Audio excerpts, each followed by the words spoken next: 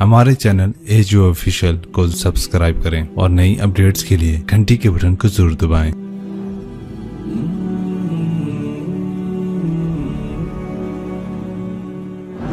ایک بات، وَإِذَا سَأَلَكَ عِبَادِي عَنِّي فَإِنِّي قَرِيبٌ أُجِيبُ دَعْوَةَ الدَّاعِ إِذَا دَعَانِ فَلْيَسْتَجِيبُوا لِي وَلْيُؤْمِنُوا بِي لَعَلَّهُمْ يَرْشُدُونَ۔ یہ آیت بڑی زبردست ہے اللہ کی رحمت کو بتانے کے لیے۔ ساڑی تا جی سندا ہی کوئی نہیں، یہ عام لوگ جی ساڑی تا رب سندا ہی کوئی نہیں، اور جو بیچارے ان پڑھ لوگ پیر سائیں تواڈی رب موڑ نہیں سکتا، ساڑی سندا کوئی نہیں، یہ اس سے بھی آگے چلے جاتے۔ او بھائی اللہ بڑا بے نیاز ہے، جس کی چاہے موڑ دے، جس کی چاہے سن لے، لیکن رب سب کی سنتا ہے، یہ یہاں بتانا ہے۔ وَإِذَا، ان نہیں، ان شرط ہے اور اذا ظرفیت ہے، تو ان کی بجائے اذا سے ایک دم اللہ کی رحمت کا دروازہ کھلتا ہوا نظر آتا ہے۔ اذا سألک، عنی پہلے ہونا چاہیے، عبادی بعد میں ہونا چاہیے۔ جب میرے بارے میں میرے بندے پوچھیں، اللہ کو صحابہ نے سوال کیا، یسألونک یسألونک یسألونک، کتنا قرآن میں ہے، یسألونک عن المحیض قل هو اذی، یسألونک عن الانفال قل الانفال للہ والرسول، یسألونک عن الاہلہ قل ہی مواقیت للناس، یسألونک عن الیتامی قل اصلاح لہم۔ جتنے بھی صحابہ نے سوال کیے وہ آئے ہیں یسألونک، یہ آپ سے پوچھتے ہیں، ٹھیک ہو گیا؟ تو یا حبیبی یا محمد قل، آپ کہیے، یہ جواب ہے۔ یہ سارے قرآن میں طرز ہے، کوئی 14 کے 18 دفعہ یسألونک لفظ آیا ہے۔ صحابہ نے سوال کیا، اللہ کدھر ہے، قریب ہے تو مناجات کریں، دور ہے تو زور سے پکاریں۔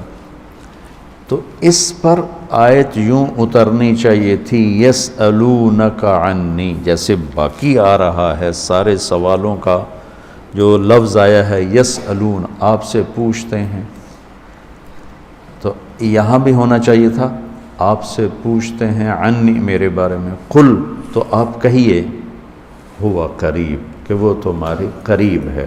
یہ میری بات سمجھ میں آئی؟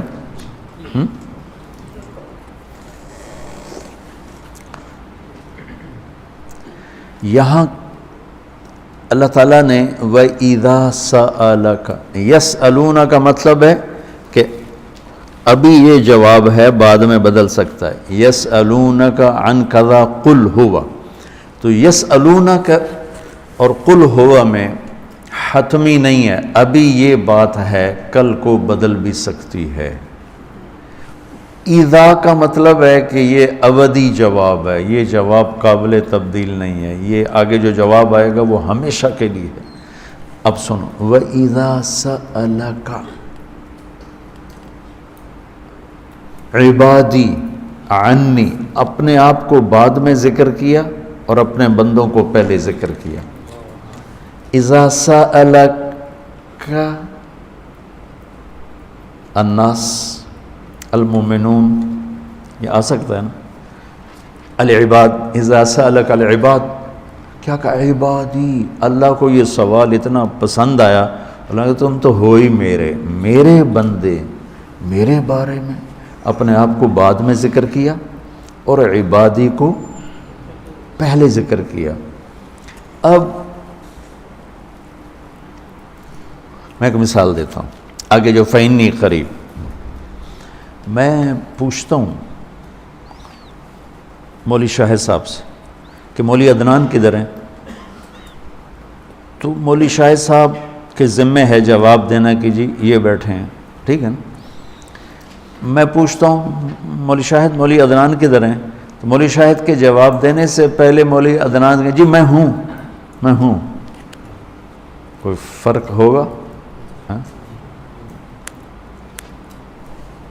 مجھے سمجھ میں نہیں آ رہا، شیخ رمزی واضح کرے تو کرے، مجھے سمجھ میں نہیں آ رہا کہ میں اس کو واضح کیسے کروں کہ اللہ کے نبی سے صحابہ پوچھ رہے ہیں رب کے بارے میں بتائیں، تو اللہ تعالیٰ اس کو یوں لا کر کہتا ہے کہ یہ آپ سے میرے بارے میں پوچھیں تو میرے نبی آپ ہٹ جائیں، میں جواب دیتا ہوں، میں ہوں، تمہارے ساتھ ہوں، تمہارے پاس ہوں، شہرک سے زیادہ قریب ہوں، تمہارے ساتھ ہوں۔ تو کیسے کہتے ہو کہ میں تمہاری سنتا نہیں؟ اجیب دعوتاً، دعوت الدع، دعا دعا بار بار پکارنا، اور دعوتاً ایک دفعہ پکارنا۔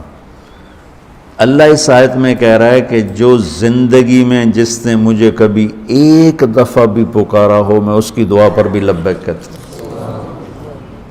یہ نہیں کہ میں نہیں میں سنتا ہوں، تم سنانے والے بنو۔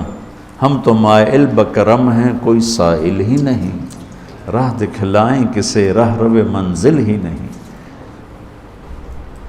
کوئی مانگنے والے تو بنو۔ اور میں قربان جاؤں، اس نے مانگنے کے لیے تقوی نہیں مانگا، کتنی عجیب بات۔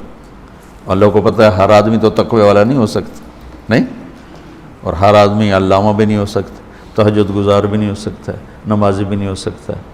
ایک کام ہر آدمی کر سکتا، اللہ نے وہ لگا دیا، مسلمان ہونا بھی نہیں لگایا۔ مسلمان ہونا بھی، ہندوؤں کو کوئی اور رب دے گا، ان کو تو اللہ ہی دے گا۔ تو میں قربان جاؤں، کہتا امن یجیب المضطر اذا دعاہ، بس مجھے آنسو بہا کے دکھا دے، پھر تو ہندو ہے، سکھ ہے، مسلم ہے، عیسائی ہے، آ جاؤں گا، میں آ جاؤں گا۔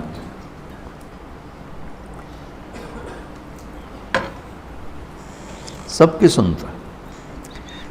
اجیب الدعوت الداع، ایک دفعہ بھی جو زندگی میں پکارتا ہے نا، اذا دعان، جب جس وقت اس کی زبان سے یا اللہ نکلے گا، میں لبیک کہتا ہوا ہوں گا۔ تو اس آیت میں بڑی تسلی اللہ نے دی ہے، بڑی تسلی دی ہے کہ اللہ کو پکارو، اللہ سے، صرف اللہ سے مانگو، صرف اللہ سے مانگو۔ وَإِذَا سَأَلْتَ فَاسْأَلِ اللَّهِ وَإِذَا اسْتَعَنْتَ فَاسْتَعِنْ بِاللَّهِ، مخلوق سے مت مانگو، پکارنا ہے تو صرف اللہ کو پکارو۔ اللہ نے خوبصورت مثال دی، ان الذین تدعون من دون اللہ لن یخلقوا ذبابا، اللہ تعالیٰ فرماتا ہے مجھے چھوڑ کر میرے بنائے ہوئے بندوں سے مانگتے ہو، ان سے کہو ایک مکھی بنا کے دکھا دے، اگر یہ ایک مکھی بنا کے دکھا دیں تو میں نے چھاڑ دے نہ تو کل مانگ لے۔ ارے یہ مکھی کی ایک ٹانگ نہیں بنا سکتا، تو تم ان سے کیوں مانگتے ہو؟ ان سے مانگو، اس سے مانگو جس نے انہیں بنایا۔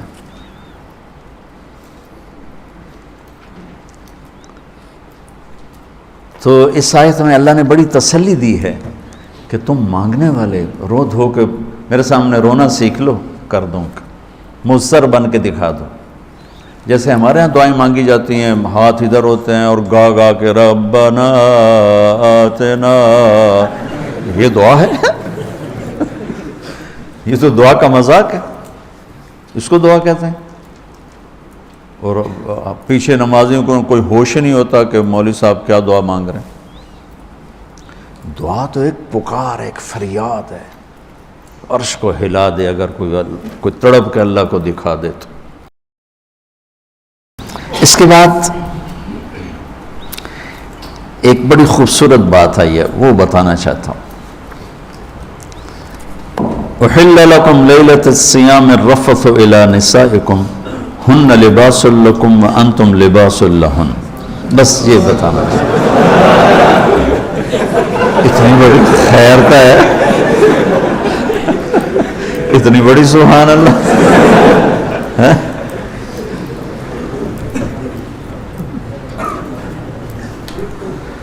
دنیا میں جو اللہ نے رشتے بنائے ہیں